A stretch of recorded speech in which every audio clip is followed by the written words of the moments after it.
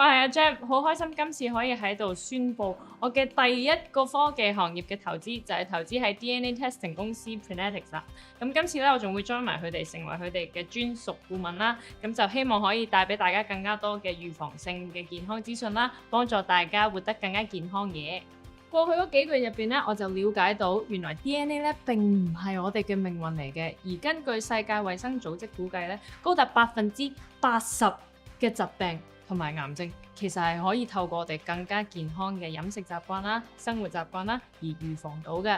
咁我就做咗 Prenetics Circle 嘅 DNA test 啦，咁而呢個測試結果就話俾我知，原來我對8種非常之常見嘅 cancer， 包括乳癌同埋胰臟癌啦，我嘅風險都係呈陰性反應嘅，咁我依家就非常之放心啦。而喺飲食方面咧，其實我對於脂肪咧係敏感度偏高，同埋對於維他命 B 同埋 Omega 3嘅需求咧就係比較高嘅。咁知道咗我自己嘅測試結果之後咧，我就梗係已經改變咗我嘅飲食習慣同埋生活習慣啦。咁最近咧，我就覺得我嘅思維越嚟越清晰。簡單啲嚟講，即係我覺得自己越嚟越醒，同埋咧，我覺得我係越嚟越健康嘅。咁其實我就真係覺得咧，了解自己嘅 DNA， 然後提高咗個人嘅健康意識之後咧，我哋嘅生活就係會更加健康。正所謂預防勝於治療，我希望可以鼓勵到大家真係積極咁樣去掌握自己嘅健康。